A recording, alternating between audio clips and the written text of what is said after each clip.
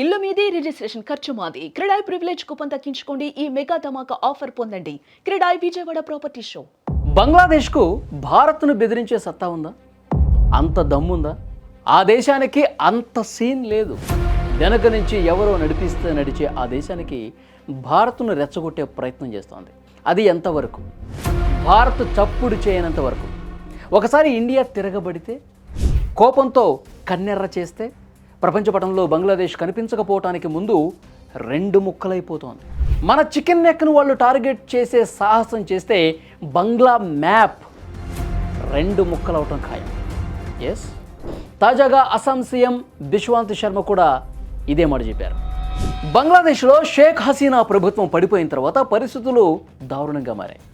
ముఖ్యంగా హిందూ మైనార్టీలపై జరుగుతున్నటువంటి దాడులు, ఢాకాలో ఒక హిందూ వ్యక్తిని అతివాదులు దారుణంగా హత్య చేసిన తీరు భారత్ను ఆగ్రహానికి గురిచేసింది. త్రిపుర నుంచి అస్సాం వరకు సరిహద్దు రాష్ట్రాల్లో నిరసనలు మిన్నెట్టాయి. ఇదే సమయంలో బంగ్లాదేశ్లోని కొన్ని శక్తులు భారత్ను రెచ్చగొట్టే విధంగా వ్యాఖ్యలు చేయడం కూడా మొదలుపెట్టాయి.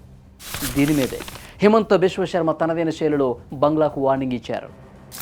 భారత్ సిలిగురి కారిడార్ గురించి మాట్లాడేవారు ఇక్కడ ఒక విషయం గుర్తుపెట్టుకోవాలి.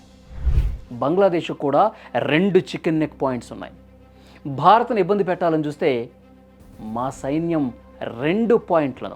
ఆ రెండు పాయింట్లను క్షణాల్లో కత్తిరించి బంగ్లాదేశ్ని మొక్కలు చేసేస్తోంది అని కుండబద్దలు కొట్టారు ఆయన. అంటే భారత్కు ఒక బలహీనత ఉంటే బంగ్లాదేశ్కు రెండున్నాయి. ఇదే విషయం చెప్పారు ఆయన.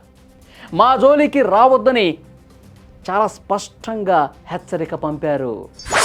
కేవలం మాటలే కాదు, క్షేత్రస్థాయిలో భారత్ తన పట్టును బిగిస్తోంది. ప్రస్తుతం బంగ్లాదేశ్ను మూడు వైపులా చుట్టుముట్టి సైన్యాన్ని అప్రమత్తం చేస్తోంది. ముఖ్యంగా మిజోరాంలోని ఐజ్వాల్ సమీపంలో భారత సైన్యం ఒక భారీ గ్యారిసన్ను కూడా ఏర్పాటు చేస్తోంది. ఈ వ్యూహాత్మక నిర్మాణం గత 6 నెలల కాలంలోనే సరిహద్దు వెంబడి ఏర్పాటు చేసిన 4వ అతిపెద్ద సైనిక స్థావరం కావటం ఇక్కడ విశేషం. ఆగస్టు 2024 తర్వాత బంగ్లాదేశ్లో అస్థిరత పెరగటంతో చొరబాట్లను అడ్డుకోవటానికి సరిహద్దు జిల్లాల్లో సైనిక కదలికలు పెరిగాయి. మిజోరంతో పాటు త్రిపుర సరిహద్దుల్లోని ధలై జిల్లాలో కూడా సైన్యం తన నిఘాను, అలాగే మౌలిక సదుపాయాలను మెరుగుపరిచింది.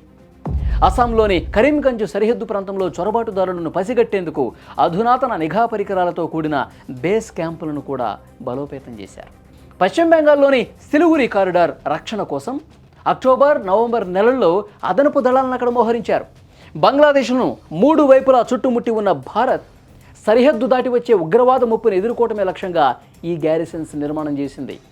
ఈ కొత్త స్థావరాలు కేవలం నిఘా కోసమే కాకుండా అత్యవసర సమయంలో భారీ ఆయుధాలు, హెలికాప్టర్లను కూడా వేగంగా తరలించే సామర్థ్యం కలిగి ఉన్నాయి. సరిహద్దులో ఇలాంటి 4 భారీ స్థావరాలు కేవలం 6 నెలల్లోనే నిర్మించడం ద్వారా జాతీయ భద్రత విషయంలో భారత్ ఎంత సీరియస్గా ఉందో స్పష్టమైనటువంటి సందేశం పంపింది. అటు అస్సాం, ఇటు మిజోరాం, పశ్చిమ బెంగాల్ వైపు నుంచి ఏ చిన్న చొరబాటు జరిగినా సమాధానం చాలా బలంగా ఉంటుందని రక్షణ నిపుణులు విశ్లేషిస్తున్నారు.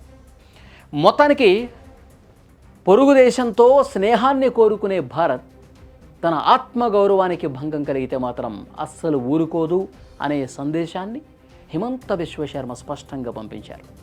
అతివాద శక్తులను అదుపు చేయకపోతే బంగ్లాదేశ్కే నష్టమని ఆ హెచ్చరికలు స్పష్టం చేస్తున్నాయి.